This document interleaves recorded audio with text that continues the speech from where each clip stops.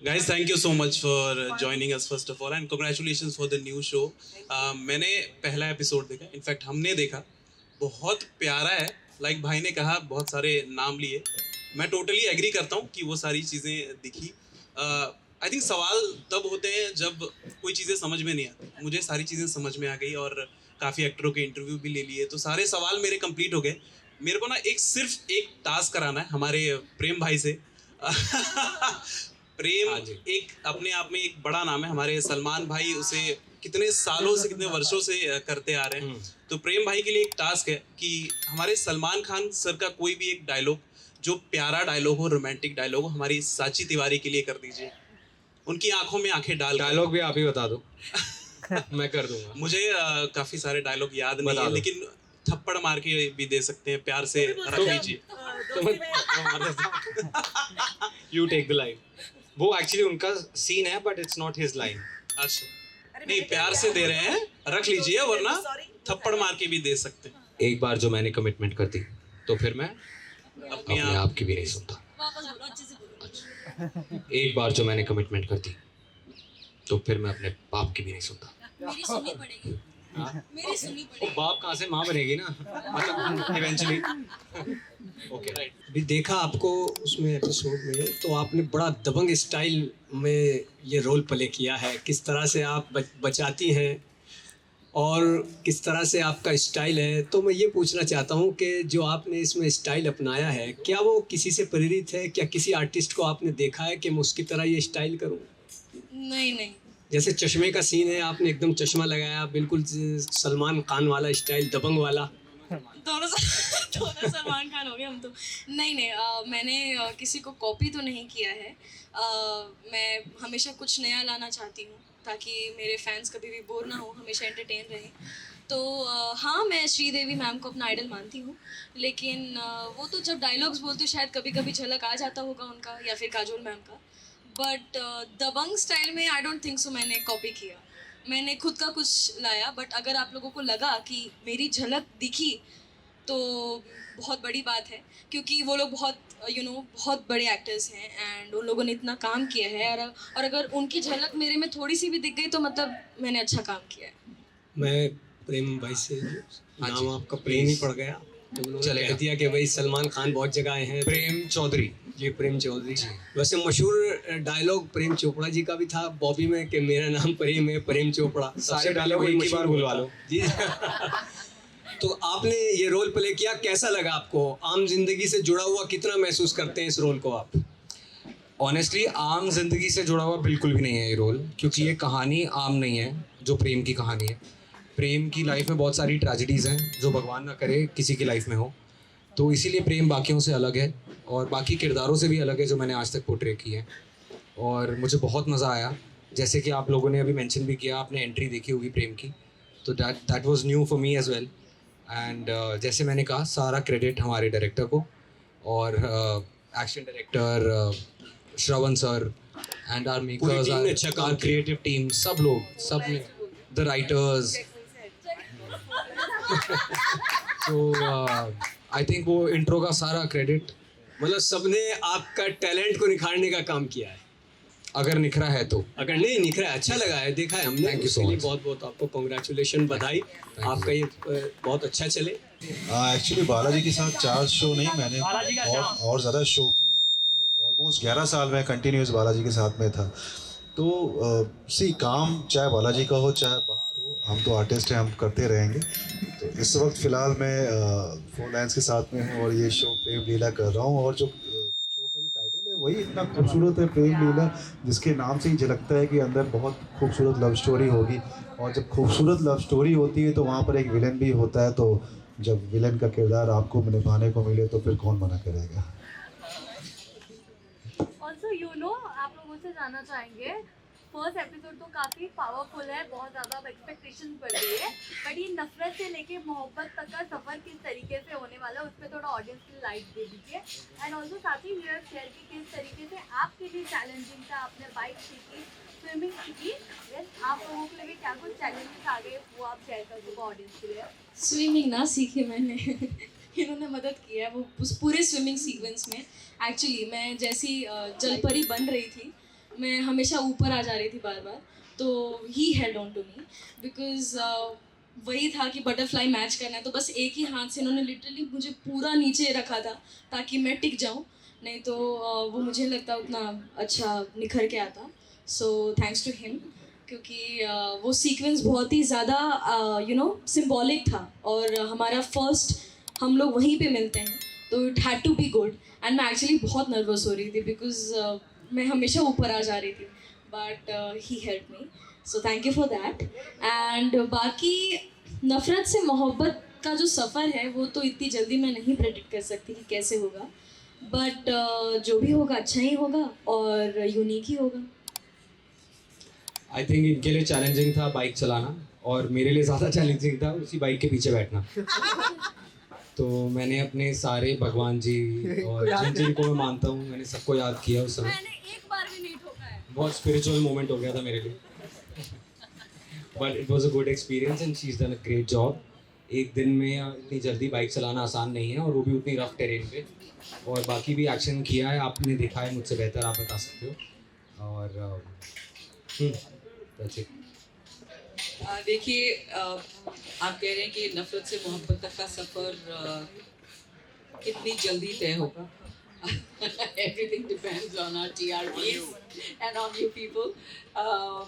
Everything depends on the love from the audience. जहाँ से हमें बहुत सारा प्यार मिलेगा, हम बहुत सारे अच्छे अच्छे ट्रैक्स लेकर आएंगे, और डेफिनेटली आपका जब प्यार इतना मिलेगा तो और हमें वो प्रोत्साहित करेगा कि हम ये सफ़र धीरे धीरे अंत तक लेके जाएं। इतनी जल्दी नहीं है हमें। सर वो कार चलाना कितना चैलेंजिंग था, लाइक सर जैसी एंट्री होती है और वो कार वो पीछे राउंड एंड काफ़ी टाइम हुआ था, लाइक धुआं वगैरह निकल जाता पूरा। शुक्र है आपने सवाल से बात नहीं करता है, बोल।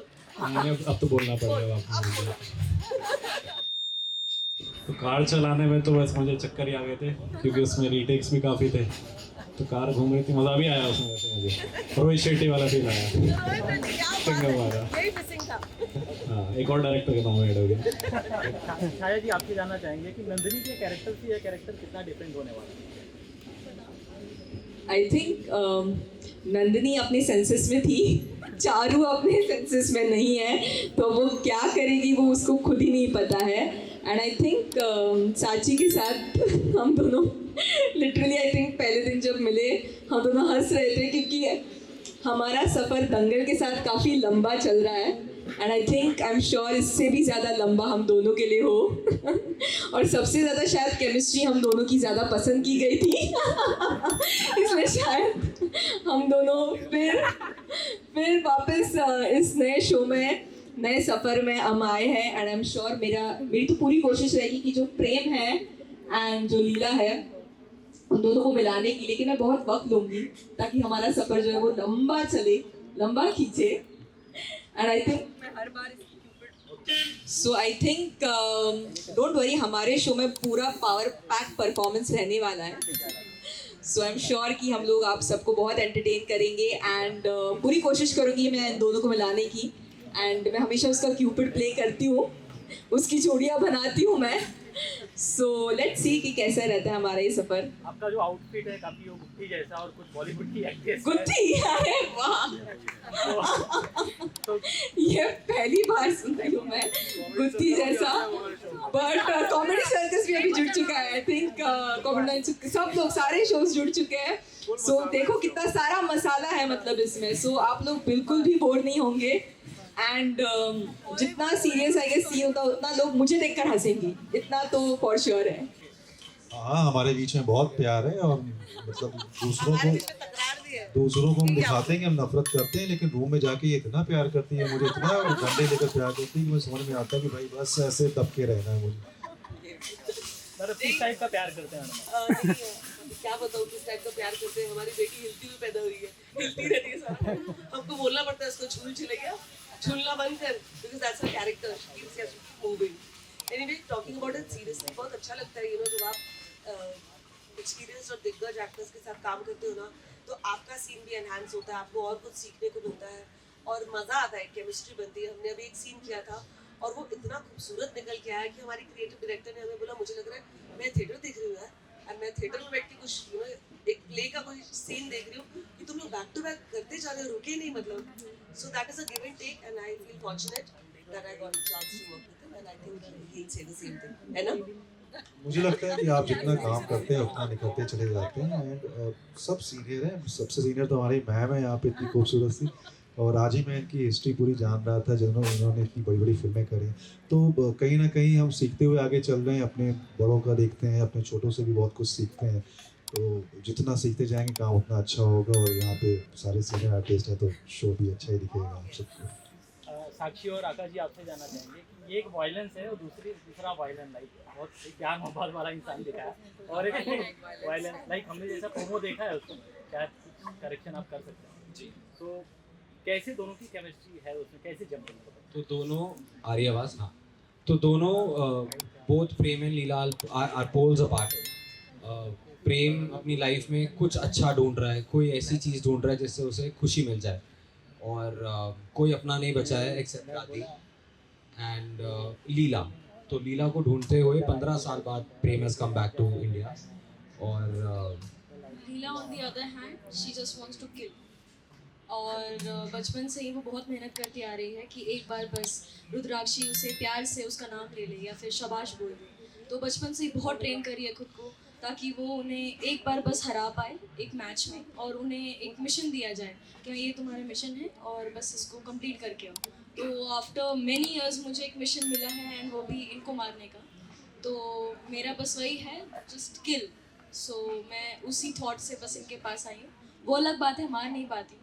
सो like he said we are opposite poles, so opposite poles attract each other. और आपने देखा होगा एपिसोड में प्रेम लड़ता नहीं है. तो प्रेम लड़ सकता है, he is very much capable, उसे आता है फाइट करना है. He can definitely fight for himself, he is a strong man. But उसने खुद से एक वादा किया हुआ है कि लड़ाई झगड़े मारकाट की वजह से ही उसका परिवार, उसकी लीला और सब लोग अलग हो गए. तो वो अब इससे दूर रहता है. दादी को भी कहता है कि मारकाट और ये झगड़े करने का ना तो मेरा मन है और ना ही मेरी हिम्मत. वो टैटू क्या पहले एपिसोड में रिवील हो जाता है कि आप दोनों के हाथ में सेम टैटू? बचपन से ही. आपने देखा नहीं? देखा मैंने, बट हाँ. आप दोनों को पता चल गया कि लाइक हम दोनों को नहीं, नहीं नहीं, पता. नहीं, वो ऑडियंस से सीन है. ओके. आपने देखा है, हमें नहीं पता. हमें नहीं पता. मैडम आपसे जानना चाहेंगे तो इतने सारी ज्वेलरी आपने वेयर की है, लाइक सीन में भी लाइक लगता है, और 3 डाकू भी घूम रहे हैं, तो क्या? नहीं, ये ज़रूर है, हमारी दुश्मनी है इनसे, लेकिन डरते तो हम किसी से नहीं हैं. बिल्कुल भी नहीं. जो हाँ बिल्कुल राजपूत है, हमारे अंदर राजपूत का खून है. तो एक बार जब कोई ठान लेता है, तो मैंने ठान लिया, कुछ ज्वेलरी पहनी, तो फिर किसी का कुछ भी आ जाए, कहीं भी कुछ हो जाए, nothing will go wrong. Sir आप एक रिचुअल कर रहे हैं रिवर में, वो क्या नॉर्थ बेल्ट का कोई रिचुअल है, क्या है, क्या उस पर है ये स्टोरी लाइन पूरी तरह से, कुछ अगर आप बता सकें? वो सिर्फ नॉर्थ बेल्ट का ही नहीं, आई एम अज्यूमिंग, मुझे खुद इतनी नॉलेज नहीं है, बट माता को जब भी हम कुछ चढ़ाते हैं तो चुन्नी चढ़ाई जाती है माता की पूजा में. वो नदी से आप जी, वो ले रहे हैं, वो कुछ अगर आप बता सके. बनारस में एंड इवन बिहार साइड में हम लोग नदी पे चुन्नी चढ़ाया जाता है. तो वो वही कर रहे हैं. But the only difference is कि मैंने कहा था जब मैं छोटी थी कि मुझे इस नदी पे चुन्नी चढ़ानी है जब मैं बड़ी हो जाऊंगी. तो जब ये वापस लौटे हैं, ये इसलिए उस नदी पे चुन्नी चढ़ा रहे हैं कि मे बी शायद यहाँ लीला मिल जाए कि कहीं लीला मिल जाए.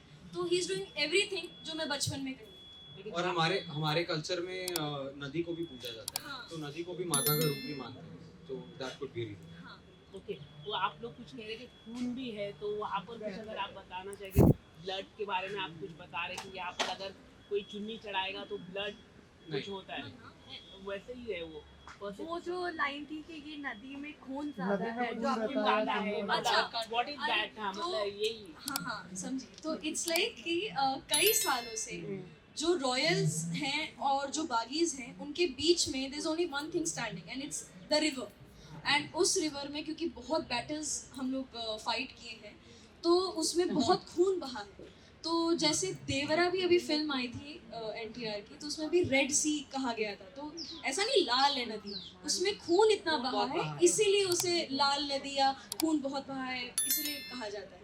तो नहीं, दंगल करने का रीज़न ही यही है कि दंगल भी मेन स्ट्रीम है और नहीं है तो अब हो गया है डेफिनेटली. आई थिंक आज से कुछ साल पहले Dangal was catching up, but now it has caught up. be it the quality, be it the audience, and I think वही एक reason है, and there's no looking back for Dangal, especially now that Prem Leela is there. अब और धमाल मचेगा. और मुझे लगता है कि हम अभी तो शुरुआत है. बेसिकली एंटरटेन होने के लिए बैठते हैं जब भी टीवी खोलते हैं, तो चाहे स्टार हो, चाहे सी हो, चाहे दंगल हो, हमें कंटेंट सामने अच्छा दिखना चाहिए. तो अगर मुझे दंगल पे अच्छा दिख रहा है तो डेफिनेटली, और नथ ने जैसे लास्ट 1000 एपिसोड दंगल पे पूरे किए थे, तो क्यों नहीं. कितने शोज हैं कलर्स पे जो 2-2, 3-3 महीने पे बंद हो जा रहे हैं. तो चैनल कोई भी हो, हमारा काम है आप सबको एंटरटेन करना, और ऑडियंस का काम है कि देखना, चाहे चैनल कोई भी हो. just want to add one thing that दंगल में भी people are making records. जैसे इन्होंने 1000 एपिसोड का रिकॉर्ड बनाया नथ ने, तो I hope प्रेम लीला 1000 का रिकॉर्ड ब्रेक करे. So it will be a record maker and a record breaking channel. And we need God willing. your blessings and support Yes. for that. आप सबका सबका बोलो तो ऊपर वाला भी सुनो. आप सबका प्यार चाहिए.